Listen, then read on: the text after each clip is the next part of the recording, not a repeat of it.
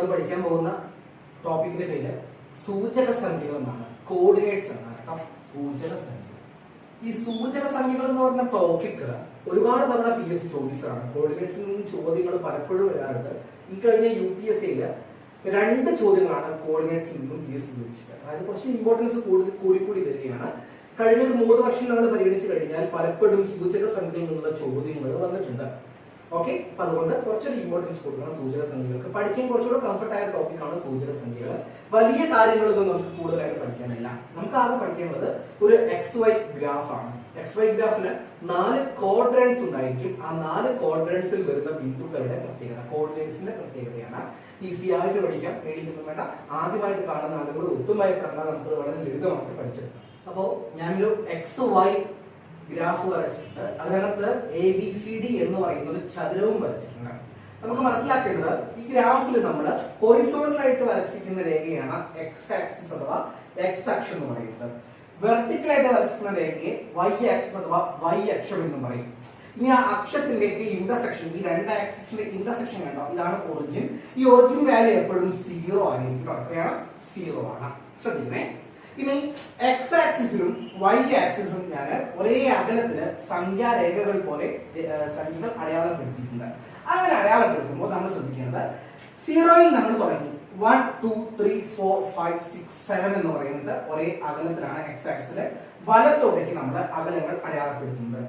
ഈ ഇടത് ഭാഗത്തേക്ക് പോകുമ്പോഴും 1 2 3 4 5 6 7 എന്ന് പറയുന്നത് തന്നെ പോകുന്നുണ്ട്. പക്ഷെ സംഖ്യാ രേഖയാണ്. അതുകൊണ്ട് 0യുടെ ഇടത് ഭാഗത്തേക്ക് വരുമ്പോൾ -1 -2 -3 -4 -5 -6 -7 ആ രീതിയിൽ വേണം പോകാൻ. നിങ്ങൾക്ക് അറിയുന്നതാണ്, പ്രാഥമികമായിട്ടുള്ള കാര്യങ്ങൾ പറഞ്ഞു എന്ന് മാത്രമേ ഉള്ളൂ. ഇനി Y ആക്സിസ് പരിഗണിക്കുമ്പോഴും നമ്മൾ അതേ അകലത്തിൽ 1 2 3 4 5 എന്ന് പറഞ്ഞിട്ട് മുകളിലോട്ടും താഴോട്ടും നമ്മൾ പോയിന്റുകൾ അടയാളപ്പെടുത്തിയിട്ടുണ്ട്. പക്ഷെ Y ആക്സിസിന്റെ പ്രത്യേകത മുകളിലേക്ക് പോകുന്നതോറും പോസിറ്റീവ് നമ്പേഴ്സ് വരുന്നു, താഴേക്ക് വരുന്നതോറും നെഗറ്റീവ് നമ്പേഴ്സ് വരുന്നു. ഓക്കെ, ഇത്രയുമാണ് പ്രാഥമികമായിട്ട് നമുക്ക് അറിയേണ്ടത്. ഇനി സൂചക സംഖ്യകൾ എന്ന് പറഞ്ഞാൽ ഒരു ഗ്രാഫില് നമ്മളൊരു ബിന്ദു അടയാളപ്പെടുത്തിയിട്ട് ആ ബിന്ദുവിനെ സൂചിപ്പിക്കുന്ന സംഖ്യാ ജോഡിയാണ് സൂചക സംഖ്യ എന്ന് പറഞ്ഞാൽ. ഉദാഹരണത്തിന് ഈ A എന്ന് പറയുന്ന ഒരു പോയിന്റ്, ഞാൻ ആ ഒരു എന്താ പറയാ സൂചക സംഖ്യ പറയാനാണ് ഈ റെക്ടാംഗിൾ വരച്ചതിന്റെ ഉദ്ദേശം തന്നെ നന്നായി ശ്രദ്ധിക്കേണ്ട. A എന്ന് പറയുന്ന ബിന്ദുവിന്റെ സൂചക സംഖ്യ നമ്മൾ കണ്ടുപിടിക്കാൻ പോവുകയാണ്. നന്നായിട്ട് ശ്രദ്ധിക്കണം. അപ്പൊ സൂചക സംഖ്യകൾ നമ്മൾ എഴുതുന്ന സമയത്ത് ഒരു സംഖ്യാ ജോഡി ഉണ്ടായിരിക്കും. ബ്രാക്കറ്റിനകത്ത് 2 സംഖ്യകൾ ഉണ്ടായിരിക്കും. സംഖ്യാ ജോഡിയിൽ സംഖ്യകൾ എഴുതുന്നതിന് ഒരു കണ്ടീഷൻ ഉണ്ട്. X, Y എന്ന രീതിയിൽ തന്നെയാവണം നമ്മൾ എപ്പോഴും എഴുതേണ്ടത്. X, Y എന്നതുകൊണ്ട് ഉദ്ദേശിച്ചത് ആദ്യം എഴുതുന്ന സംഖ്യ X ആക്സിസിനെ സൂചിപ്പിക്കുന്നു, രണ്ടാമത് എഴുതുന്ന സംഖ്യ Y ആക്സിസിനെ സൂചിപ്പിക്കുന്നു. അതായത് ഈ ഒരു ബിന്ദുവിന് X ആക്സിസിലേക്കുള്ള അകലം എത്രയാണ്, ഇവിടെ ഈ ഒറിജിനിൽ നിന്നും X ആക്സിസിലേക്കുള്ള അകലം എത്രയാണോ അതാണ് ആദ്യം എഴുതേണ്ടത്. ശ്രദ്ധിക്കുക, 0-ൽ തുടങ്ങി 5-ലൂടെ കടന്നു പോകുന്ന ഒരു ബിന്ദുവാണ് മുകളിലുള്ള A. അതുകൊണ്ട് X ആക്സിസിലേക്കുള്ള അകലം 5 ആണ്. ഞാൻ 5 കൊടുത്തു. ഇനി ഈ ഒരു ബിന്ദുവിന് Y ആക്സിസിലേക്കുള്ള അകലമാണ് കണ്ടുപിടിക്കുന്നത്. ശ്രദ്ധിക്കുക, 0-ൽ തുടങ്ങി 4-ലൂടെ കടന്നു പോകുന്ന ഒരു ബിന്ദുവാണ് ഇത് A. അപ്പൊ Y ആക്സിസിലെ അകലം എത്രയാണ്?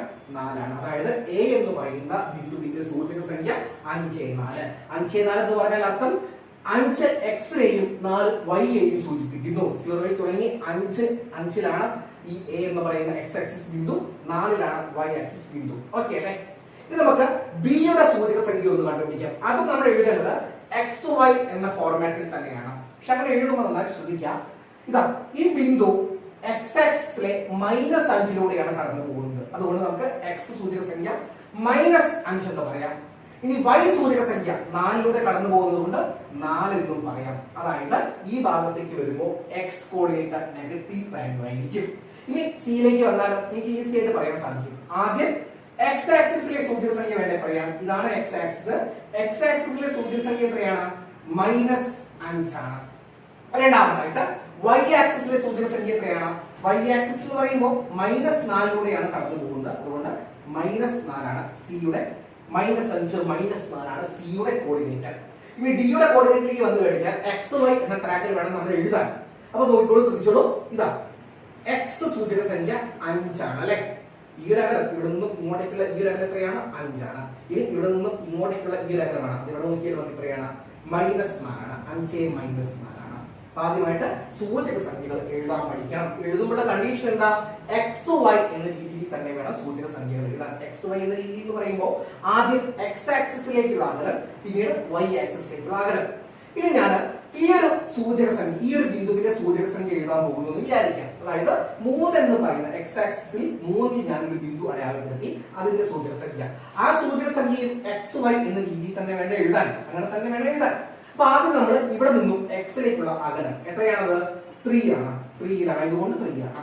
ഇനി വൈ അകലം, വൈ എന്ന് പറഞ്ഞാൽ മുകളിലോട്ട് ഇല്ല, ഇവിടെ തന്നെയാണ്, ഈ ബിന്ദുവിൽ തന്നെയാണ്. വൈയുടെ വാല്യൂ അപ്പോൾ എത്രയാണ്? 0 ആണ്. എന്നാൽ അതായത് ഈ ബിന്ദുവിന്റെ സൂചക സംഖ്യ 30 ആണ്. ഇനി അതുപോലെ ഈ ബിന്ദുവിന്റെ സൂചക സംഖ്യ നിങ്ങൾക്ക് ഈസി ആയിട്ട് പറയും. എക്സ് വൈ എന്ന ഫോർമാറ്റ് എഴുതുമ്പോൾ ആദ്യം എക്സിലേക്കുള്ള അകലം, ഇങ്ങോട്ടേക്കുള്ള അകലം ഉണ്ടോ? ഈ ബിന്ദുവിൽ തന്നെയാണ്. അതുകൊണ്ട് 0 ആണ് എക്സ് അകലം. വൈ അകലം 2 ആണ്. അതുകൊണ്ട് അതിന്റെ കോർഡിനേറ്റ്സ് എത്രയാണ്? 0, 2 ആണ്.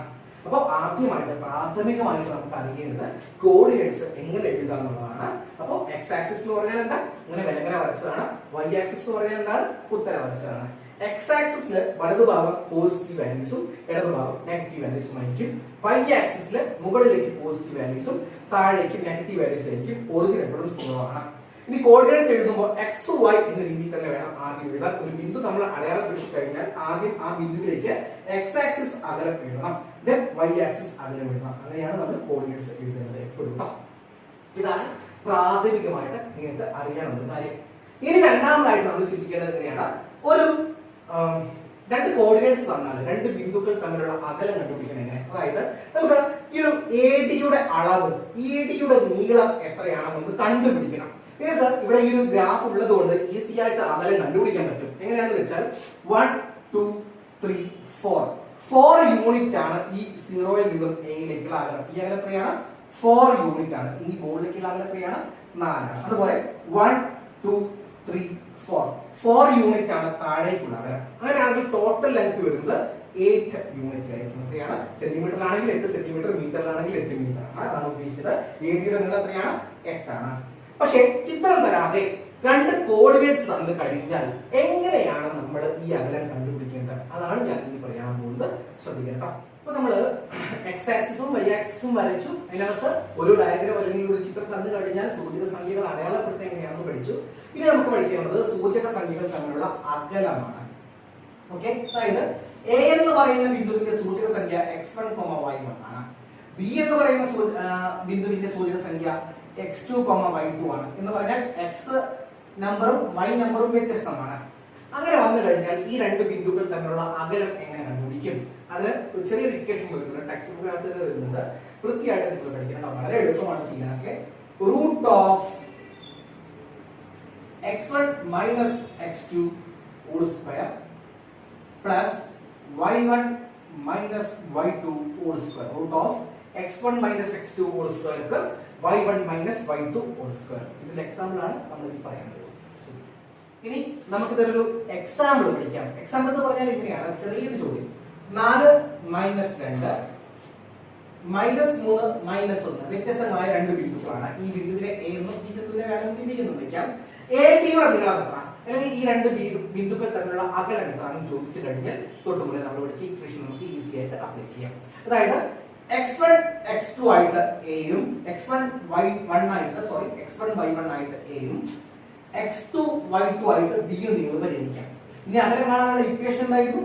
Root of x1 minus x2 whole square plus root of y1 minus y2 whole square plus y1 minus y2 whole square ആണ്. ഇത് നമുക്ക് ആ വിലകളൊക്കെ ഒന്ന് സബ്സ്റ്റിറ്റ്യൂട്ട് ചെയ്ത് കൊടുക്കാം. ഓക്കെ, വിലകൾ സബ്സ്റ്റിറ്റ്യൂട്ട് ചെയ്യണം. റൂട്ട് ഓഫ് x1 ആയിട്ട് 4 ആണ് വരുന്നത്, മൈനസ് x2 ആയിട്ട് മൈനസ് 3 ആണ് വരുന്നത്, അപ്പോൾ ഹോൾ സ്ക്വയർ പ്ലസ് ഇനി y1 ആയിട്ട് മൈനസ് 2 ആണ് വരുന്നത്, മൈനസ് y2 ആയിട്ട് മൈനസ് 1 ആണ് വരുന്നത്, ഹോൾ സ്ക്വയർ. ഓക്കെ, ഈ നമ്പേഴ്സ് ഒക്കെ കൂട്ടാനും കുറയ്ക്കാനും അറിഞ്ഞാലേ ബാക്കി നിങ്ങൾക്ക് ചെയ്യാൻ പറ്റുള്ളൂ കേട്ടോ. ശ്രദ്ധിക്കണേ. റൂട്ട് ഓഫ് 4 മൈനസ് മൈനസ് 3, മൈനസും മൈനസും എന്താവും? പ്ലസ് ആവും. അതായത് 4 പ്ലസ് 3 ഹോൾ സ്ക്വയർ പ്ലസ് ഈ ഭാഗത്ത് മൈനസ് 2, ഈ മൈനസും മൈനസും കൂടെ എന്ത് വരുന്നു? പ്ലസ് വരുന്നു, പ്ലസ് 1 ഹോൾ സ്ക്വയർ വരുന്നു. നെക്സ്റ്റ് 4 പ്ലസ് 3 നിങ്ങൾക്കറിയാം 7 ആണ്, 7 സ്ക്വയർ പ്ലസ് -2 + 1 -2 + 1 അങ്ങനെ വന്നു കഴിഞ്ഞാൽ വലുതിൽ നിന്നും ചെറുത് കുറച്ചിട്ട് വലുതിന്റെ ചിഹ്നം ചേർക്കണം അല്ലെ. -2 രണ്ടിൽ നിന്നും 1 കുറച്ചാൽ 1 ആണ്, ഒന്നിന്റെ ചിഹ്നം മൈനസ്, അതായത് -1 ഹോൾ സ്ക്വയർ ആണ്. ശ്രദ്ധിക്കണം. ഇനി ഇതങ്ങ് സോൾവ് ചെയ്ത് കഴിഞ്ഞാൽ ആൻസർ ആയി. 7ന്റെ സ്ക്വയർ എത്രയാണ്? 49 ആണ്. -1ന്റെ സ്ക്വയർ എന്ന് പറഞ്ഞാൽ -1 × -1 മൈനസും മൈനസും ഗുണിക്കുമ്പോൾ പോസിറ്റീവ് വരുന്നത്, അതായത് 1. 49 + 49 + 1 എന്ന് പറയുമ്പോൾ √50 ആണ് വരുന്നത് കേട്ടോ. എത്രയാണ്? √50 ആണ്. പറ്റുമെങ്കിൽ ആ √50നെ നിങ്ങൾ ലഘൂകരിച്ച് വെക്കാം. √50 ലഘൂകരിക്കുന്ന അറിയോ? ഇങ്ങനെയാണ് ചെയ്യുന്നത്. 50നെ നിങ്ങൾ വേണമെങ്കിൽ ഇതുപോലെ ഘടകത്തിൽ ചെയ്യാം. 2 കൊണ്ട് ഹരിച്ചാൽ 25, 5 5. 2 5ൽ നിന്നും ഒരു 5 പുറത്തേക്ക് എടുക്കാം. ഇവിടെ 2 പുറത്തേക്ക് എടുക്കാനില്ല, അതുകൊണ്ട് അതിനകത്ത് √1 കൊടുത്താൽ മതി. എത്രയാണ്? 5√2 ആണ് ഈ രണ്ട് ബിന്ദുക്കൾ തമ്മിലുള്ള അകലം. പ്രധാനമായിട്ടും ഈ ഇക്വേഷൻ ആണ് നിങ്ങൾ ഓർത്തിരിക്കേണ്ടത്. രണ്ട് ബിന്ദുക്കൾ തമ്മിലുള്ള അകലം കാണാനുള്ള ഇക്വേഷൻ ആണ് √(x1 - x2) + y1 - y2) ആണ്. ആദ്യത്തെ കോർഡിനേറ്റ് x1 y1 എന്നും രണ്ടാമത്തെ കോർഡിനേറ്റ് x2 y2 എന്നും വേണം അടയാളപ്പെടുത്താൻ. ഇനി അടുത്ത ചോദ്യമാണ്, ഈ കഴിഞ്ഞ UPSC പരീക്ഷയിൽ ചോദിച്ച ഒരു ചോദ്യമാണ്. ചിത്രത്തിൽ OAB ഒരു സമഭുജ ത്രികോണവും O ആധാര ബിന്ദുവുമാണ്. OA സമം 6 സെന്റിമീറ്റർ ആണ്. ബിയുടെ സൂചക സംഖ്യകൾ ഏത്? ഈ കാണുന്ന ബിയുടെ സൂചക സംഖ്യകളാണ് കണ്ടുപിടിക്കുന്നത്. അപ്പോ നമുക്ക് ചെയ്യാതെ ശ്രദ്ധിക്കാം. ബിയുടെ സൂചക സംഖ്യകൾ x, y ആണെന്ന് നമുക്ക് ആദ്യം അറിയാം. എന്താണ് ഈ x വാല്യൂ പറഞ്ഞാൽ? x വാല്യൂ പറഞ്ഞാൽ ഈ ഇവിടെ തൊട്ട് ഈ ബി വരെയുള്ള x അകലമാണ്. അപ്പൊ നമുക്ക് ആദ്യം അത് കണ്ടുപിടിക്കാം. ശ്രദ്ധിക്കാം, ഇതൊരു സമഭുജ ത്രികോണമാണ്. സമഭുജ ത്രികോണത്തിന്റെ ഒരു മൂലയിൽ നിന്ന് എതിർവശത്തിലേക്ക് ഒരു ലംബം നമ്മൾ ഇതുപോലെ വരച്ചു കഴിഞ്ഞാൽ ലംബം എതിർവശത്തെ സമഭാഗം ചെയ്യും. നമ്മളത് വൃത്തിയായിട്ട് ജോമെട്രിയിൽ പഠിച്ചാണ്. ലംബം എതിർവശത്തെ സമഭാഗം ചെയ്യും എന്ന് പറഞ്ഞാൽ ഇത് മുതൽ ഇതുവരെ 3 സെന്റിമീറ്ററും ഇവിടെ നമ്മളിലേക്ക് 3 സെന്റിമീറ്ററും ആയിരിക്കും. അതായത് ഈ ബിയിലേക്കുള്ള x അകലം എത്രയാണ്? 3 ആണെന്ന് മനസ്സിലായി. അതായത് ബിയുടെ x കോർഡിനേറ്റ് വാല്യൂ 3 ആണെന്ന് മനസ്സിലായി. അതായത് 3, ഇനി y കോർഡിനേറ്റ് വാല്യൂ കൂടാണ് കൊടുത്താൽ പോലെ. ഒരിക്കൽ കൂടി ഞാൻ പറയാണ്, ബി എന്ന് പറയുന്ന മൂലയിൽ നിന്ന് OA എന്ന് പറയുന്ന പാദത്തിലേക്ക് ഒരു ലംബം വരച്ചാൽ അത് പാദത്തിനെ സമഭാഗം ചെയ്യും.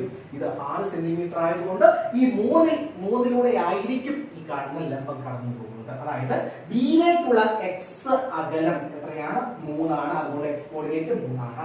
ആദ്യമായിട്ട് അത് നമുക്ക് മനസ്സിലായി.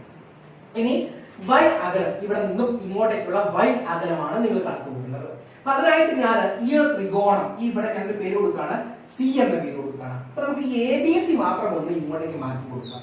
ABC. നമുക്കറിയാം ഈ AB-യുടെ നീളം BC-യുടെ നീളമാണ് നമുക്ക് കാണേണ്ടത്. AC-യുടെ നീളം 3 ആണെന്ന് അറിയാം. സമഭുജ ത്രികോണം എന്ന് പറഞ്ഞിട്ടുണ്ട്. അതായത് OA-യുടെ നീളം 6 ആണ്. അങ്ങനെയാണെങ്കിൽ ഈ AB-യുടെ നീളം എത്രയായിരിക്കും? 6 ആണ്.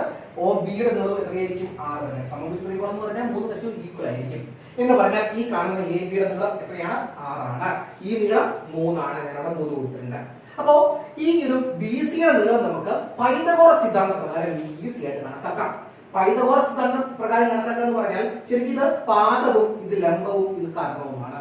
അപ്പൊ ഈ ലംബം കാണുന്ന വഴി എന്താണ് പൈതഗോറസ് സിദ്ധാന്ത പ്രകാരം? നിങ്ങൾക്ക് അറിയുന്നതാണ്. കർണം സ്ക്വയർ മൈനസ് പാദം സ്ക്വയർ അല്ലെ? ഇപ്പൊ ലംബം കാണാൻ എന്താ ചെയ്യാ? കർണം സ്ക്വയറിൽ നിന്നും പാദം സ്ക്വയർ കുറച്ചിട്ട് വർഗ്ഗം കൂടെ എടുത്താൽ മതി. ഇവിടെ കർണമായിട്ട് എടുക്കുന്നത് 6 ആണ്. 6a² minus പാദമായിട്ട് 3a². ഞാൻ ഈ ഭാഗത്ത് എഴുതുന്നത്. ബാക്കി 6ന്റെ സ്ക്വയർ വരുന്നത് എത്രയാണ്? 36. 3ന്റെ സ്ക്വയർ വരുന്നതോ 9. അപ്പൊ √36 മൈനസ് 9 ആണ്. 36 നിന്ന് 9 കുറച്ചാലോ ആ സമയത്ത് വരുന്നത് √27 എന്നാണ്. √27 ആണ്. √27 നമുക്ക് കൃത്യമായിട്ട് കണക്കാക്കാൻ സാധിക്കില്ല. പക്ഷെ നമുക്ക് √27നെ √9 × 3 എന്ന് പറയാം. 9 3 27 ആണ്. ഈ 9ന്റെ വർഗ്ഗമൂലം എത്രയാണ്? 3 ആണ്. ഈ 3ന്റെ വർഗ്ഗമൂലം നമ്മൾ √3 തന്നെ എഴുതിയാൽ മതി. അതായത് √27നെ ലഘൂകരിച്ചതാണ്. എങ്ങനെയാണ്? 9 3 27. 9ന്റെ വർഗ്ഗമൂലം പുറത്തേക്ക് എഴുതാം 3. ഈ √3 അതുപോലെ എഴുതാം. അപ്പൊ നമുക്ക് ഈ ഒരു അകലം കിട്ടി എത്രയാണ്? 3 ആണ്. അതായത് ഇവിടുത്തെ y അകലമാണ് നിങ്ങൾ കണ്ടുപിടിച്ചത്. എത്രയാണ്? 3 y അകലമാണ് 3 അതുകൊണ്ട് y കോർഡിനേറ്റ് ആയിട്ട് നമ്മൾ കൊടുക്കേണ്ടത് എത്രയാണ്? 3 ആണ്. സോ നമുക്ക് ആൻസർ കിട്ടി എത്രയാണ്? ബിയുടെ കോർഡിനേറ്റ്സ് ഏതൊക്കെയാണ്? 3, 3 √3. കൂടി പറയണം. ബി എന്ന ബിന്ദുവിൽ നിന്നും ഒ എയിലേക്ക് ഒരു ലംബം വരച്ചാൽ അത് ഒ എയെ സമഭാഗം ചെയ്യും. അതായത് ഈ അകലം 3 ആണ്. അതായത് എക്സ് അകലം 3. ഇനി y അകലം കാണാനായിട്ട് നമ്മൾ ത്രികോണം മാറ്റി വരച്ചു. എന്നിട്ട് പൈതഗോറസ് സിദ്ധാന്തപ്രകാരം ലംബം കണ്ടുപിടിച്ചു. എത്ര കിട്ടി? 3√3. ഇവിടെ നിന്നും ഇങ്ങോട്ടേക്കുള്ള അകലമാണ് y അകലം. അത് 3√3 ആണ്. y അകലമാണ് y കോർഡിനേറ്റ് ആയിട്ട് കൊടുക്കേണ്ടത് 3√3. സോ ആൻസർ എത്രയാണ്? 3√3. 3,3√3. അപ്പൊ നമ്മുടെ അടുത്ത ചോദ്യം ഞാൻ ബോർഡിൽ എഴുതിയിട്ടുണ്ട്. ഇത് നീ കഴിഞ്ഞ UPSC പരീക്ഷയിൽ ചോദിച്ചതാണ്. ശരിക്കും പറഞ്ഞാൽ ഈ ചോദ്യം വളരെ എളുപ്പത്തിൽ അറ്റൻഡ് ചെയ്യാൻ സാധിക്കുന്ന ഒരു ചോദ്യമായിരുന്നു. പലരും അറ്റൻഡ് ചെയ്യാതെ തന്നെ വന്നിട്ടുണ്ട്, ഈ ചോദ്യം കണ്ടു പറയുന്നുണ്ട്. അപ്പോൾ ഇനി ഈ ഒരു മോഡൽ ചോദ്യങ്ങളൊക്കെ വന്നു കഴിഞ്ഞാൽ നിങ്ങൾ ഒരിക്കലും ഒഴിവാക്കരുത്. നല്ല എളുപ്പത്തിൽ ഇതൊക്കെ ചെയ്യാനുള്ള മാർഗങ്ങളുണ്ട്. നമുക്ക് തുടങ്ങാം. A 3,3, B 6,2, A 3,3, B 6,2, C 9,5 എന്നിവ ഒരു സാമാന്തരികത്തിന്റെ തുടർച്ചയായ 3 മൂലകളുടെ സൂചക സംഖ്യകളാണ്. നാലാമത്തെ മൂലയുടെ സൂചക സംഖ്യകൾ എഴുതുക. ഇതാണ് നമ്മുടെ ചോദ്യം. നാലാമത്തെ 3 മൂലകളുടെ സൂചക സംഖ്യ എന്തോ നാലാമത്തെ മൂലയുടെ സൂചക സംഖ്യകൾ എഴുതുക. ഞാൻ ചെയ്യുന്നത് നന്നായിട്ട് ശ്രദ്ധിക്കട്ടോ. ഞാൻ ആദ്യം ആ സാമാന്തരികം ഒന്ന് വരയ്ക്കാൻ റഫായിട്ട് വരയ്ക്കുന്നതാണ് എന്ത്? സാമാന്തരികം. പേര് കൊടുക്കുന്നു A B C D. നന്നായിട്ട് ശ്രദ്ധിക്കണം കേട്ടോ. A B C D. എയുടെ സൂചക സംഖ്യ 3,3. ഇത് ചോദ്യത്തിൽ തന്നതാണ്. ബിയുടെ സൂചക സംഖ്യ 6,2. സിയുടെ സൂചക സംഖ്യ 9,5. ഈ രീതിയിലാണ് വരുന്നത്. നമുക്ക് ഡിയുടെ സൂചക സംഖ്യയാണ് ഇവിടെ കണ്ടുപിടിക്കേണ്ടത്. ഇനി ആദ്യം മനസ്സിലാക്കേണ്ടത് സാമാന്തരികങ്ങളുടെ പ്രത്യേകത എന്താണ്? എതിർവശങ്ങൾ തുല്യമാണ്. ഈ രണ്ട് വശത്തിനും ഒരേ അളവാണ്, ഈ രണ്ട് വശത്തിനും ഒരേ അളവാണ്. അതായത് അപ്പൊ ഈ സൂചക സംഖ്യകൾ തമ്മിലുള്ള ബന്ധം തന്നെയാണ് ഇവിടെയും വേണ്ടത്. അതായത് ബിയും സിയും തമ്മിൽ സൂചക സംഖ്യകൾ തമ്മിലുള്ള ബന്ധം എയും ബിയും തമ്മിൽ വരും. അപ്പൊ ബിയുടെ സൂചക സംഖ്യ 6,2, സിയുടെ സൂചക സംഖ്യ 9,5 തമ്മിലുള്ള പ്രത്യേകത നമുക്ക് നോക്കാം. ഈ ബിയുടെ എക്സ് കോർഡിനേറ്റ് 6 ആണ്, സിയുടെ എക്സ് കോർഡിനേറ്റ് 9 ആണ്. അതായത് 6-നേക്കാളും ഒരു 3 വർദ്ധിച്ചു എക്സ് കോർഡിനേറ്റില്. അതുപോലെ ബിയുടെ വൈ കോർഡിനേറ്റ് 2 ആണ്, സിയുടെ വൈ കോർഡിനേറ്റ് 5 ആണ്. എന്ന് പറഞ്ഞാൽ ഇവിടെയും 2-നേക്കാളും ഒരു 3 വർദ്ധിച്ചു. അതായത് എക്സ് കോർഡിനേറ്റ് 3 വർദ്ധിക്കുന്നു, വൈ കോർഡിനേറ്റ് 3 വർദ്ധിക്കുന്നു. ആ രീതിയിൽ അങ്ങ് ഇവിടെ എഴുതിയാൽ മതി. അതായത് ഇതേ പ്രൊപ്പോർഷൻ ഇവിടെയും വരണം. സിമ്പിൾ ആണ്. അപ്പോ എയുടെ എക്സ് കോർഡിനേറ്റ് 3 ആണ്, നമുക്കിവിടെ 3 വർദ്ധിപ്പിക്കണം. അപ്പൊ 3-നോട് 3 വർദ്ധിച്ചാൽ 6 ആണ് വരുന്നത് ഡിയുടെ എക്സ് കോർഡിനേറ്റ്. ഇനി എയുടെ വൈ കോർഡിനേറ്റ് എത്രയാണ്? അത് 3 ആണ്. അപ്പൊ ഇവിടെയും വൈ കോർഡിനേറ്റിന്റെ പ്രത്യേകത എന്താണ്? 3 വർദ്ധിക്കുന്നു. അപ്പൊ 3-നോട് 3 വർദ്ധിച്ചാൽ 6 ആണ്. സോ ഡിയുടെ കോർഡിനേറ്റ്സ് ആണ് കിട്ടി. ഡിയുടെ എക്സ് കോർഡിനേറ്റ് 6 ആണ്, വൈ കോർഡിനേറ്റ് 6 ആണ്. അതായത് ഡിയുടെ സൂചക സംഖ്യ 6 ആണ്. സിമ്പിൾ ആണത്. നന്നായിട്ട് നോക്കണം. അതായത് ബന്ധം മനസ്സിലാക്കി കണ്ട് ബാക്കി ഫില്ല് ചെയ്ത് കൊടുത്താൽ